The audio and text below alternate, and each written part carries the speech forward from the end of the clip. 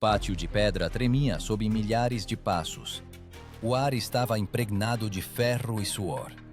Nas fileiras estavam homens que iriam lutar contra bárbaros, cujas espadas eram mais longas, os corpos mais poderosos e os gritos mais altos. Mas eram essas lâminas curtas, de apenas meio metro de comprimento, que decidiam os destinos dos continentes. Porque uma arma que à primeira vista era inferior a quase todas, se tornou o principal instrumento para a conquista de metade do mundo. E o que se escondia por trás daquele simples pedaço de aço que se cravava na história da humanidade como na carne de um inimigo? A resposta está escondida no gládio romano, uma arma que mudou a própria ideia de guerra. Os romanos não apenas lutavam, eles criavam um sistema. Segundo Políbio, os legionários não eram uma multidão, mas um mecanismo vivo, onde cada detalhe tinha o seu lugar. A sua espada curta era chamada gládio, do latim gladius, que significava espada. Mas ao contrário das lâminas bárbaras, ele não cortava, ele perfurava. O gládio não era um símbolo de força, mas um símbolo de cálculo. O seu comprimento, aproximadamente 50 centímetros. O peso, cerca de 800 gramas. Demasiado curto para um golpe de cavaleiro, mas ideal para um golpe preciso no coração. Imagine um momento de silêncio antes do combate. A linha da frente da legião abaixa os seus enormes escudos retangulares e sob as suas bordas, como línguas de serpente, espreitam as lâminas. Isto não era uma carnificina caótica, mas um ritual a sangue frio. Um passo em frente, uma estocada sob a costela, um passo para trás. Assim, os romanos transformavam o campo de batalha numa fábrica de morte, onde cada segundo era um movimento de um mecanismo aperfeiçoado. Esta formação era chamada manípulo. 20 anos antes de Cristo, o historiador Lívio escreveu que foi a formação manipular que permitiu a Roma suportar o ataque de inimigos que a superavam em número muitas vezes. 3 linhas de infantaria, astados, príncipes e triários, moviam-se como ondas, sucedendo-se umas às outras. Cada onda deixava para trás apenas pó e corpos. Achados arqueológicos confirmam: sob Cartago, sob a floresta de Teutoburgo e nas fronteiras orientais do Império, foram encontrados dezenas de gládios. Curtos, curvados pelo tempo, mas ainda afiados. O metal, forjado a partir de aço espanhol, suportava cargas incríveis. O tipo hispânico, o gládio hispaniense, tornou-se o padrão porque combinava resistência e equilíbrio, permitindo desferir uma estocada sem perder o controlo. O romano em armadura não carregava consigo apenas uma espada, mas toda uma filosofia de guerra. Ao contrário dos bárbaros que lutavam por glória, ele combatia pela ordem. A sua lâmina não brilhava ao sol, não cintilava com ornamentos. Era como a própria Roma, austera, funcional, invencível. Quando o vento soprava a areia dos corpos dos inimigos caídos, o gládio permanecia espetado no chão, como um sinal de poder, curto, silencioso, mas absoluto. E foi neste momento que nasceu a principal revelação militar da antiguidade. Para conquistar o caos, é preciso uma arma não mais longa que um braço estendido. Mas a força do gládio não estava apenas no metal. Ela vivia naqueles que o seguravam na mão. As pessoas que treinavam todas as manhãs em manequins de madeira golpeavam não por fúria, mas por ritmo. Eles aperfeiçoavam não a força, mas a precisão. Eles eram chamados de Miles, soldado, homem do dever. E esse dever determinava o futuro do império. O segredo da espada romana não estava no aço nem na forma. Ele residia na forma como era usada, na capacidade de transformar um instante em vantagem. Foi por isso que o gládio romano se tornou não apenas uma arma, mas uma extensão da vontade humana. E quando milhares dessas lâminas curtas se ergueram pela primeira vez no céu sobre os Pirineus, o mundo ainda não sabia que em algumas décadas seriam elas a decidir o destino da Europa. No sul da Espanha, no ar quente e empoeirado de Sagunto, ressoou pela primeira vez o tilintar do aço, do qual nasceu o mito. Foi aqui, durante a Segunda Guerra Púnica, que os romanos se depararam pela primeira vez com as armas dos mercenários ibéricos, espadas curtas e afiadas que cortavam a carne com uma facilidade terrível. Essas lâminas eram mais curtas que as gaulesas e mais pesadas que as gregas. Elas entravam no corpo como uma faca em argila molhada. Os romanos ficaram impressionados. Segundo Políbio, as legiões viram pela primeira vez uma arma capaz de transpassar um homem até o coração com um único movimento. Assim, nasceu o gládio hispaniense, a espada espanhola que se tornou o coração do império. Mas antes que esta lâmina chegasse às mãos de cada legionário, Roma precisava compreendê-la. O trabalho com metal na Espanha era considerado o melhor do Mediterrâneo Ocidental. Os ferreiros locais utilizavam um método especial de forjamento múltiplo, criando uma lâmina flexível mas resistente, capaz de não se quebrar ao atingir uma armadura. Os mestres romanos adotaram a tecnologia e a aperfeiçoaram. Cada gládio era preciso ao milímetro. Lâmina com cerca de 55 centímetros de comprimento, ponta afiada em ambos os lados, equilíbrio deslocado para o punho para controlo máximo. Esta espada não parecia intimidante. A sua força residia na forma como funcionava dentro do sistema. O legionário não golpeava, ele estocava. O golpe ia para frente, no espaço exposto entre o escudo e o corpo do inimigo. Um segundo e um empurrão curto decidia o destino do combate. Políbio escreveu que os romanos lutavam não com fúria, mas com a fria precisão de um cirurgião. Foi por isso que os inimigos frequentemente fugiam, sem sequer compreender de onde viera a morte. Mas para que a lâmina se tornasse uma extensão da mão, era preciso forjar a própria mão. Os treinos nos acampamentos romanos, castra, eram uma prova de resistência e vontade. O soldado começava o dia com a formação e marchava 20 quilômetros em armadura completa. Um escudo pesando 10 quilogramas, um capacete, 1,5 kg, uma couraça, cerca de 12. As costas, provisões, ferramentas de sapador, o pilum e o próprio gládio ao lado direito. Por que à direita? Para que a mão, junto ao corpo, pudesse sacar a espada debaixo do escudo instantaneamente, sem se expor. Cada movimento, aperfeiçoado, como o mecanismo de um relógio. Esses homens treinavam com espadas de madeira, mais pesadas que as verdadeiras. Cada golpe era praticado 1000 vezes. Os romanos acreditavam. Se o corpo se acostumasse ao peso, o aço pareceria leve. Ensinavam-nos a não cortar, mas a estocar, curto, rápido, quase sem armar o golpe. Isso parecia simples, mas na prática exigia uma coordenação perfeita em formação cerrada, onde cada passo e golpe dependia do vizinho. Assim, o romano aprendia não apenas a lutar, ele aprendia a ser parte de um todo.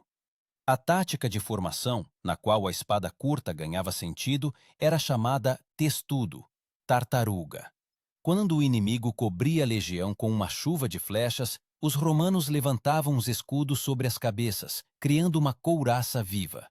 Sob essa couraça, eles avançavam, passo a passo, até que a distância se reduzisse a um golpe.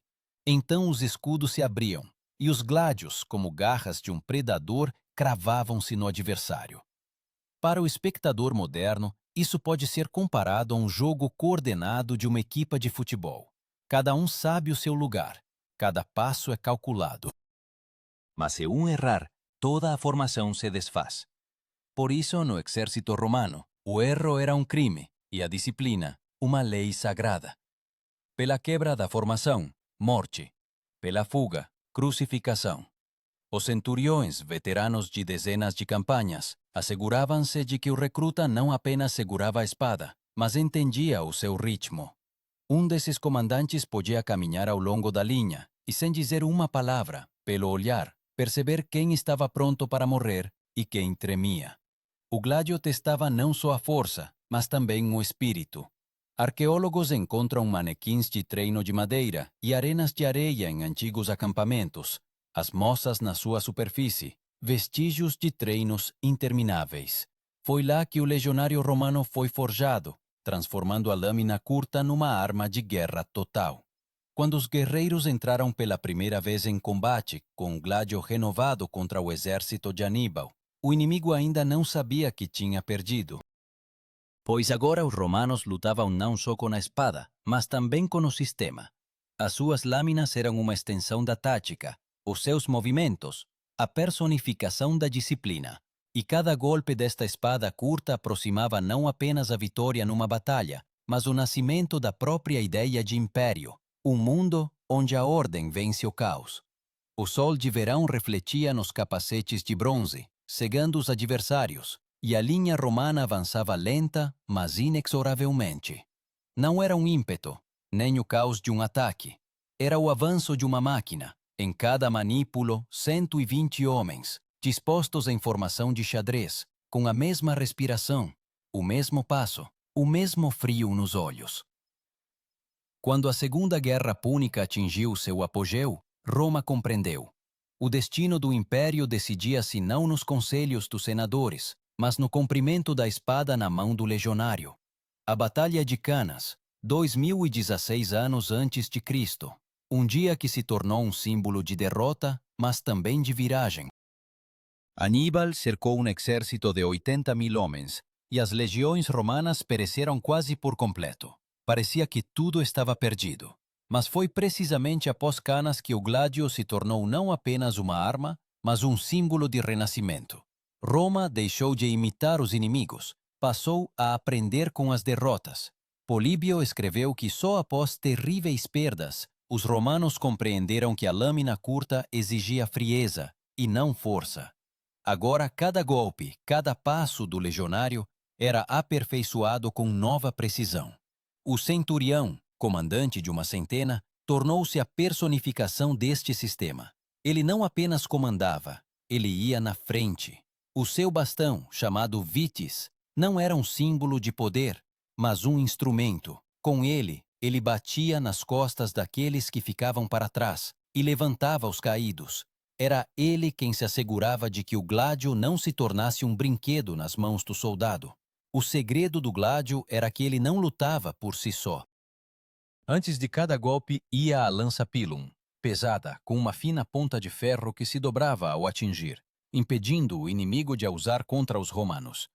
O pilum perfurava o escudo, e no instante em que o adversário tentava arrancá-lo, o legionário já estava perto. Um passo em frente, uma estocada sob a costela. Curto, quase silencioso, mas mortal. Esta técnica, descrita por Lívio, tornou-se um clássico da tática romana.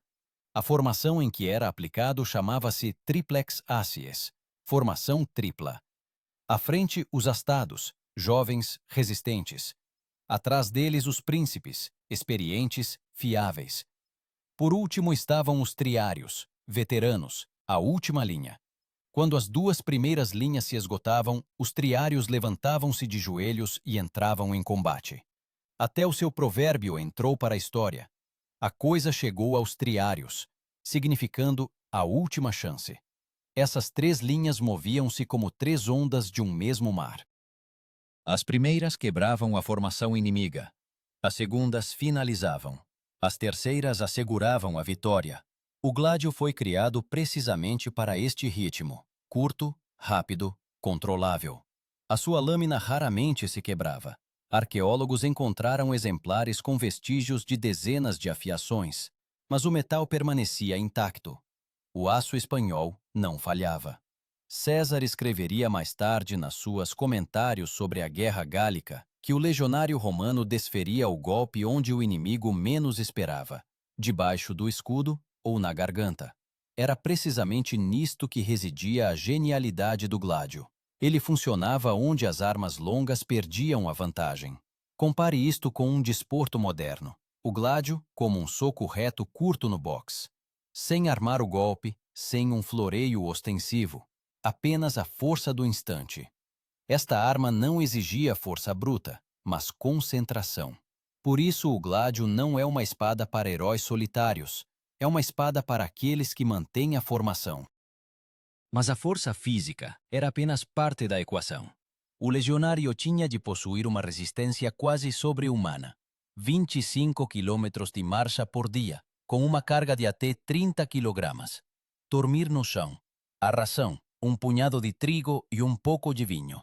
Eles construíam estradas, pontes, acampamentos e depois iam para a batalha. Não era um exército, era um modo de existência. Numa das placas de pedra encontradas perto de Nimi está gravada a inscrição: Gladius non dormit. A espada não dorme. Estas palavras talvez fossem o lema da legião. E não é uma metáfora. O gládio estava sempre à mão, mesmo à noite, debaixo da capa, junto ao coração. Poeira, suor, o estrondo do metal. Na batalha, o gládio soava como um acorde curto. Tilintar, golpe, grito, passo para trás. Assim Roma avançava, passo a passo, transformando cada batalha num treino para a próxima.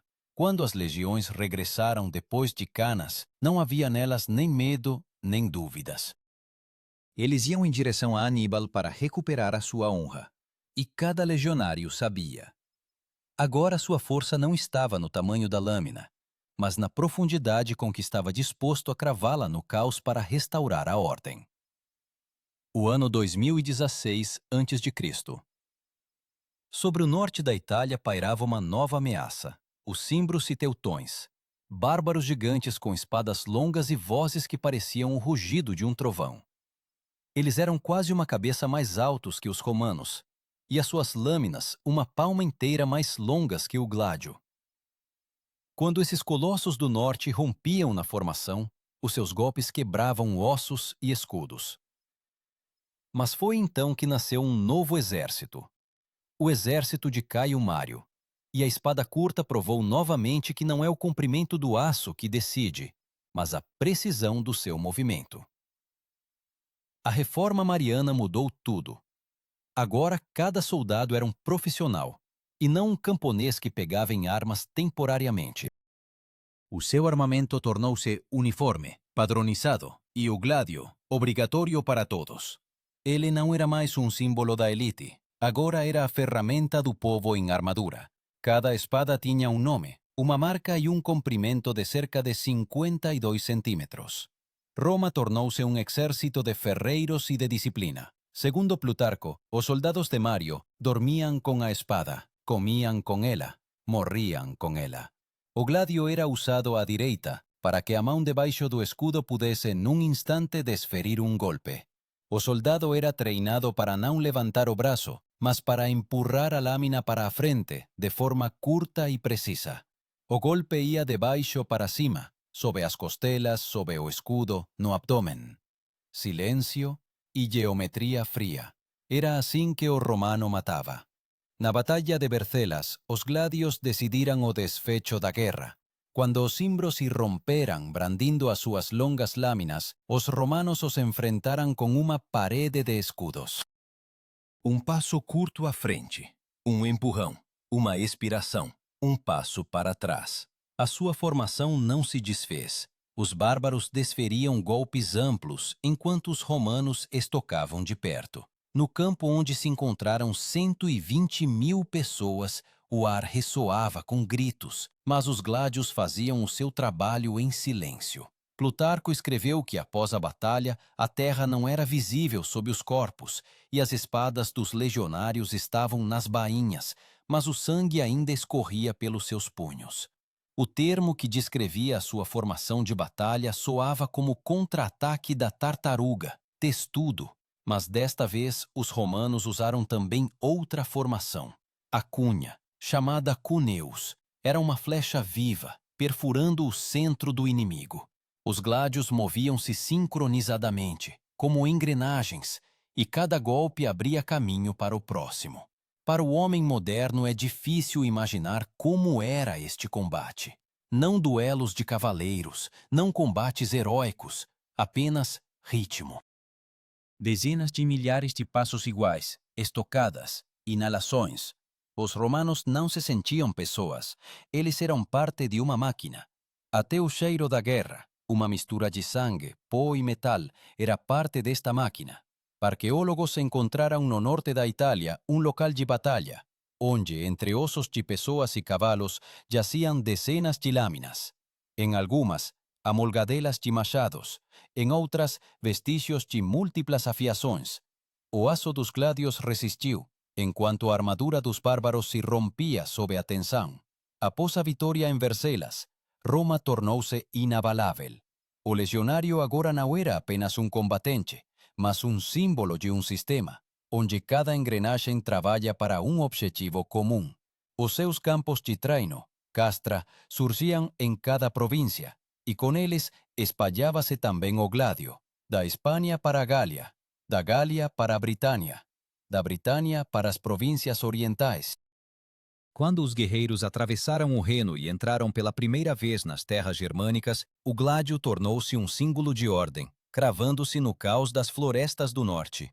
Mas essas florestas responderam. Onde o espaço se estreitava entre os troncos, as espadas longas perdiam o sentido, e o curto gládio tornava-se novamente o rei do combate corpo a corpo.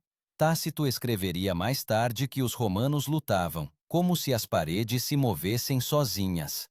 No entanto, nem tudo era tão simples. Os historiadores divergem nas suas avaliações. Alguns acreditam que o gládio atingiu a perfeição precisamente na era de Mário.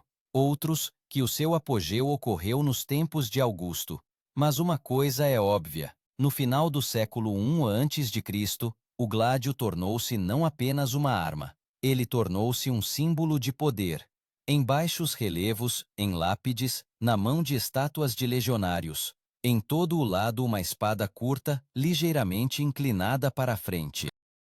Quando Caio Júlio César liderou as suas legiões através do Rubicão, atrás dele iam homens cujos gládios já tinham conquistado a Gália.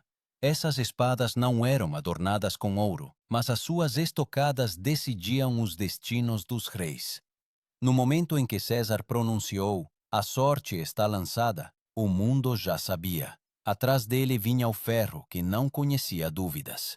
E em cada mão, erguida ao sol, brilhava a mesma lâmina, curta, concisa, mas inabalável, como a própria ideia de Roma. A poeira da Gália assentava nos capacetes de bronze, e o sol refletia nas lâminas como se a própria terra brilhasse com sangue. Ano 51 a.C., as legiões romanas sob o comando de Caio Júlio César cercaram a fortaleza de Alésia. Lá dentro, Vercingetorix, o chefe dos gauleses, e 80.000 guerreiros. À volta os romanos, 25 legiões. Entre eles, um anel de muralhas, aterros e paliçadas, atrás dos quais se escondiam as lâminas curtas dos gládios. Foi aqui, entre as colinas e as fogueiras fumegantes, que o gládio mostrou seu verdadeiro propósito: ser uma arma para a vitória em condições impossíveis. César escreveu que os seus legionários não podiam dar-se ao luxo de ter espadas longas. Na estreiteza das balas e muralhas não há espaço para golpes amplos. Aí atua a mão, e não o ombro. E nestas palavras, a essência do gládio. Ele foi criado não para um duelo de cavaleiros, mas para um combate onde o homem e a terra se fundem num só.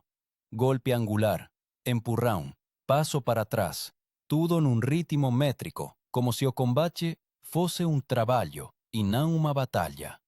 Na época das guerras gálicas, o gládio assumiu a sua forma final, o gládio do tipo Mainz, uma lâmina mais larga, base engrossada, peso de cerca de 900 gramas.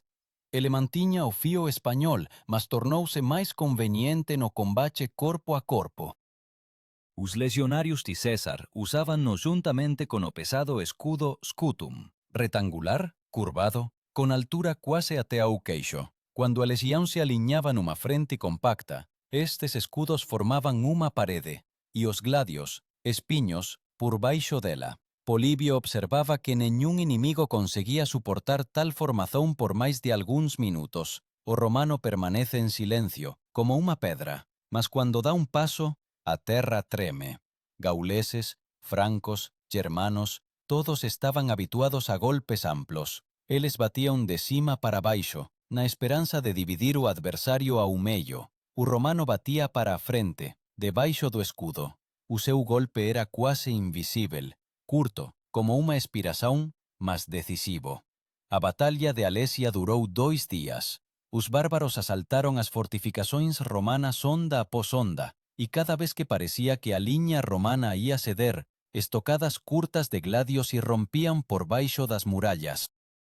Um historiador escreveria mais tarde: os romanos não lutavam, eles moviam-se como um organismo vivo, onde cada mão sabia onde cravar o aço. Mas o gládio não era apenas uma arma de matar.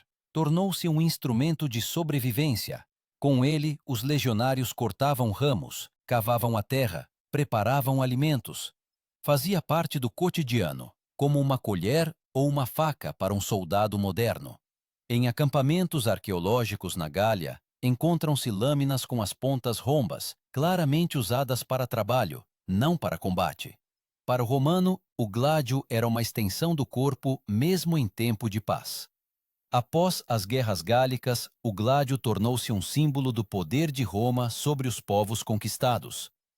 Cada vez que as legiões entravam numa nova cidade, à frente levavam as águias, símbolo da legião, e ao lado delas brilhavam as espadas curtas. Mesmo quando César entrou triunfalmente em Roma após a vitória, os gládios dos legionários refletiam as tochas como que avisando: o império não se sustentaria no ouro, mas no ferro. No entanto, o próprio César compreendia. A força do gládio não estava apenas na capacidade de matar, mas na disciplina de quem o possuía. Ele escreveu: Roma vence não pelas armas, mas pela ordem. Nestas palavras, a essência de toda a máquina militar romana. O gládio não era apenas uma espada. Era uma medida de caráter. Cada soldado sabia: se ele vacilasse, a formação desmoronaria, e com ela, toda Roma. Após o assassinato de César, os gládios foram novamente manchados de sangue, desta vez nas guerras civis. Em Filipos, em Ácio, em Mutina, romanos matavam romanos, e a espada curta, criada para conquistar o mundo, virou-se contra os seus criadores. Mas mesmo então permaneceu a mesma, reta, honesta, sem compromissos. Quando Otaviano Augusto se tornou o primeiro imperador, ele não mudou o gládio. Ele apenas mudou o sentido da sua aplicação. Agora, esta espada protegia e não conquistava. Tornou-se um símbolo da Pax Romana, a paz romana, que se mantinha não só nas leis, mas também na memória daqueles que seguravam este pedaço de aço na mão. E, no entanto, na sua ponta ainda vivia a sombra de batalhas passadas, porque cada gládio guardava a impressão da mão daquele que um dia esteve na poeira sob a Lésia e sabia: o mundo inteiro pode ser conquistado, se na mão houver uma espada curta e uma vontade de ferro. Roma tornou-se um império. O mundo, construído sobre o sangue, agora se mantinha pelo medo e pela ordem. Mas o gládio não desapareceu. Ele jazia na anca de cada legionário que estava nas fronteiras distantes, nas chuvas da Britânia, nas areias da Síria, no Reno e no Danúbio. A sua forma tornou-se um pouco mais simples, mais curta, o gládio do tipo Pompeia. Menos ornamentação, mais funcionalidade. Já não era uma arma de conquistador, mas um instrumento do mecanismo imperial, a espada do guarda. As primeiras décadas do Império passaram sob o signo da paz. No entanto, foi neste período que o gládio ganhou um novo significado, ritualístico. Tornou-se um símbolo da honra legionária. Ao prestar juramento, os legionários tocavam a lâmina no peito, jurando defender Roma e o imperador. Mesmo nas lápides dos caídos, o gládio era representado não em combate, mas em repouso, embainhado, com a lâmina para baixo, como um sinal de dever cumprido. Historiadores encontram dezenas de gládios em acampamentos no norte da Britânia, junto à muralha de Adriano. Eles são surpreendentemente uniformes. Nem joias preciosas, nem padrões individuais. Tudo é padrão, como a respiração de um exército, onde o pessoal se dissolve no coletivo. Mas era precisamente nisso que residia a força de Roma, a disciplina anônima. Gradualmente, a espada curta começou a ceder lugar a um novo tipo, a espata. Mais longa, mais pesada, adaptada para a cavalaria. Ela permitia golpear da sela e alcançava o inimigo a uma distância maior, mas o gládio não desapareceu instantaneamente. Por muito tempo, ele permaneceu em serviço, em guarnições, em patrulhas, em rituais. Tornou-se um arquétipo, a forma ideal de arma de combate corpo a corpo. Quando o império estalava sob a pressão dos godos e persas, as velhas lâminas ainda brilhavam ao sol. Elas sobreviveram aos seus donos, aos imperadores e até à própria Roma. Arqueólogos as encontram nas ruínas de Vindolanda, sob as cinzas de Pompeia, nas areias do Egito. Em todo o lado a mesma silhueta, uma lâmina reta com uma ponta romboide, como se o próprio metal tivesse memorizado a ordem. O gládio não morreu no campo de batalha, mas silenciosamente junto com a época. Mas o seu espírito não desapareceu. Cada baioneta curta, cada punhal de oficial, cada cerimônia militar carrega sua sombra. Nele, a essência de Roma: frieza, disciplina, adequação.